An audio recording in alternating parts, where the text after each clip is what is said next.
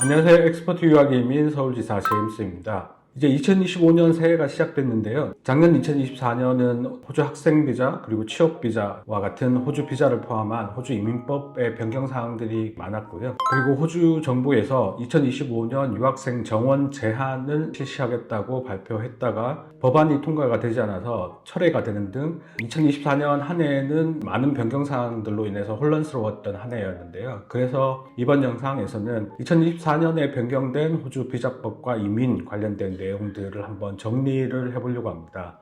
2023년 12월 11일에 호주 정부는 Migration Strategy Plan이라고 해서 향후 호주 이민 전략에 따라서 변경된 내용들이 많았었는데요. 오늘 영상에서는 세 가지 부분으로 나눠서 안내를 해드리려고 합니다. 첫 번째는 호주 유학과 관련된 학생비자와 졸업생비자 변경사항이고요. 두 번째는 기존의 TSS 비자라고 하는 취업비자가 SID라고 하는 Skills in Demand 비자로 변경이 되었는데요. 그래서 그 내용을 다루겠습니다. 그리고 마지막으로는 아직 변경사항이 발표가 되지는 않았는데요. 향후 변경 가능성에 있는 기술 이민에 관련된 내용을 다루도록 하겠습니다.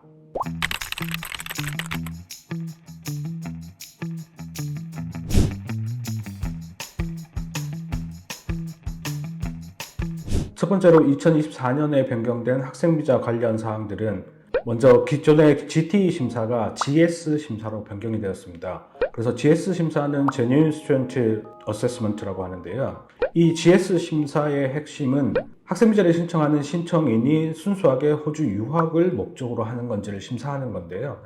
사실상 예전에 GT 심사나 새로 변경된 GS 심사의 내용적인 측면에서는 크게 변경사항이 없는데요. 하지만 학생비자를 심사를 할 때 이 GS 심사 부분을 굉장히 중요하게 보기 때문에 학생비자를 신청할 때 이 GS 심사를 준비를 잘 하셔야 합니다. 그래서 GS 심사의 핵심적인 내용을 살펴보면 첫 번째는 학생의 현재 상황인데요. 현재 학생의 상황에는 Family Tie라고 하는 가족사항, 그리고 Economic, Community, 그리고 Employment 등이 포함이 됩니다. 그래서 핵심적인 부분은 학생이 호주에서 유학을 하고 난 다음에 본국으로 돌아갈 사유가 어떤 것들이 있는지 자세하게 기술을 해야 되고요. 두 번째는 해당 과정을 왜 호주에서 그리고 그 학교에서 공부를 하려고 하는지에 대해서 자세하게 설명을 해야 됩니다. 예를 들어서 한국에도 비슷한 과정이 있는데 그 과정을 한국에서 하지 않고 호주에 가서 공부하려고 하는 이유와, 그리고 호주가 아니더라도 다른 국가에서도 가능한데 호주로 가서 공부를 하려고 하는 이유에 대해서 자세하게 기술을 해야 되고요. 세 번째는 호주에서 해당 학교에서 그 과정을 공부하는 게 어떤 도움이 되는지에 대한 부분도 자세하게 기술을 해야 됩니다. 그리고 마지막으로는 그 외에 학생비자 심사에 있어서 도움이 될 만한 기타 사항들을 기술을 하면 되는데요. 이 GS 심사를 위한 스테이트먼트를 작성을 할 때 중요한 부분은 물론 모든 사항들에 대해서 자세하게 기술을 하는 것도 중요하지만 해당 스테이트먼트에 작성했던 내용들에 대해서 증명을 할 수 있는 서류들이 뒷받침이 되어야 합니다. 그래서 학생비자 신청할 때 해당 서류들을 같이 첨부를 해야 하는데요. 그래서 학생비자 신청에 있어서 가장 핵심이라고 할 수 있는 GS 심사를 위한 스테이트먼트나 서류 준비는 저희 엑스퍼트 유학이민 전문 상담원과 함께 상담을 통해서 준비하시기를 추천드립니다. 학생비자와 관련해서 변경된 사항의 두 번째로는 학생비자를 신청할 때 요구하는 영어 점수가 상향된 부분입니다. 기존에는 학생비자를 신청할 때 요구하는 영어 시험 점수가 IELTS를 기준으로 했을 때 5.5이었는데요. 6.0으로 변경이 되었습니다. 물론 과정에 따라서 파운데이션 과정이나 혹은 파스웨이 디플로마라고 하는 1년 과정을 마치고 대학교 학사 과정에 2학년으로 편입을 할 수 있는 파스웨이 디플로마 과정 같은 경우에는 5.5를 요구를 합니다. 그런데 이 부분에서 한국 국적의 학생들의 경우에는 학생비자를 신청을 할 때 영어시험 점수 제출이 필수가 아니기 때문에 사실상 한국 학생들의 경우엔 영어시험 점수가 상향된 부분이 적용이 안 된다고 보시면 될 것 같은데요. 그런데 중요한 부분은 학교들에서 학생비자 신청할 때 요구하는 영어 점수 상향된 부분을 적용해서 과정 자체에 입학할 때 필요했던 영어시험 점수를 IELTS 5.5에서 6.0으로 상향시켜 놓은 학교들이 많다는 부분입니다. 그리고 예전에 학교에 입학을 할 때 요구하는 영어시험 점수가 부족한 경우에 어학연수 과정과 본과정을 패키지로 해서 입학 허가를 받고 학생비자 신청이 가능했는데요. 그런데 이렇게 학생비자 신청할 때 요구하는 영어시험 점수가 상향된 부분 때문에 학교들에서도 어학연수를 통해서 본과정으로 입학을 하는 경우에 최대 어학연수 과정을 20주로 제한을 두고 있는 학교들이 있습니다. 그래서 만약 입학에 필요한 영어시험 점수가 IELTS 6.0이라고 했을 때 20주 어학연수를 하기 위해서는 IELTS 5.0이 있어야 하거든요. 그래서 어학연수 플러스 본 과정을 패키지로 하더라도 어학연수 과정을 20주까지 하고 IELTS 5.0을 요구하는 학교들이 있다는 부분은 주의를 하셔야 합니다.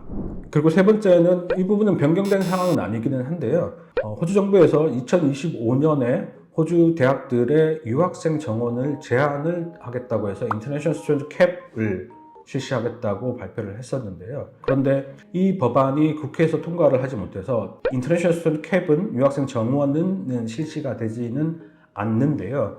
대신에 기존에 정했던 유학생 정원의 80%가 찬 학교들의 경우에 학생비자 심사 우선순위가 밀리기 때문에 학생비자 심사에 시간이 많이 걸릴 수가 있습니다. 그래서 이제는 충분히 여유를 가지고 학생비자를 신청해야 되기 때문에 학교 입학 신청도 내가 원하는 입학 시기에서 충분히 시간이 남은 상태에서 입학 신청을 하셔야 됩니다.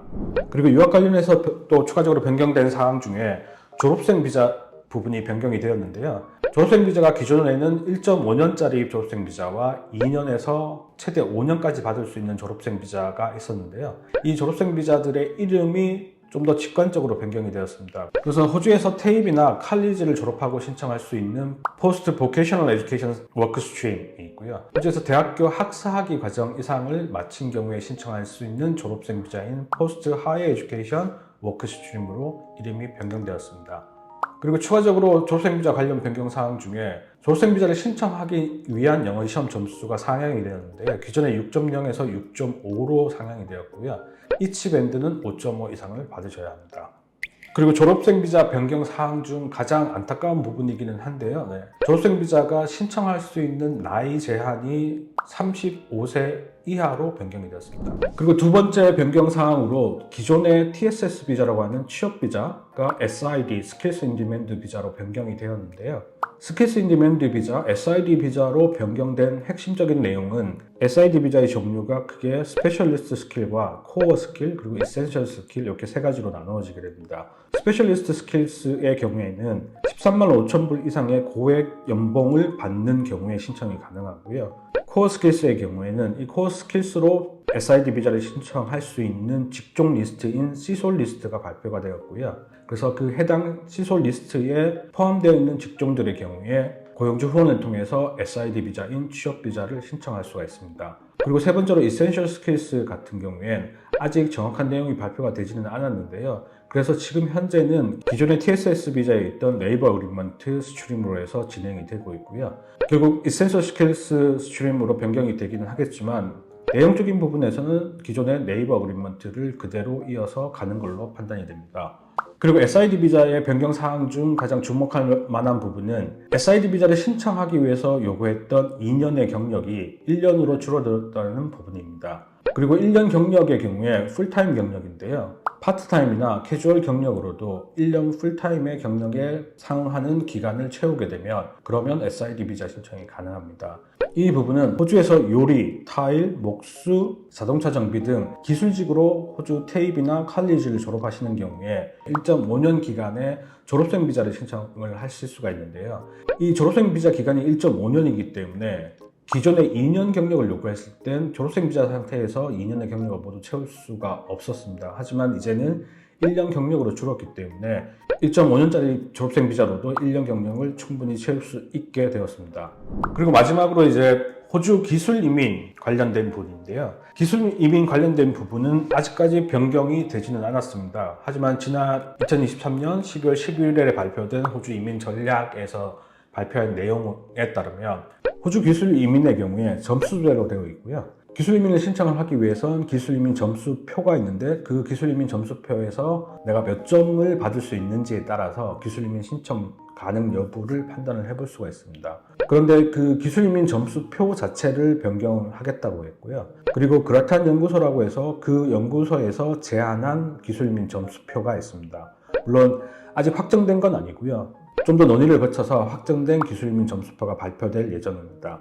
그래서 오늘 영상에서는 2024년에 변경된 호주 유학, 학생비자, 호주 취업비자, 그리고 기술이민 관련된 부분을 정리를 해드렸는데요. 저희 엑스퍼트 유학이민에서는 20명 이상의 호주 이민 법무사와 수많은 유학 전문 상담원들이 변경되는 호주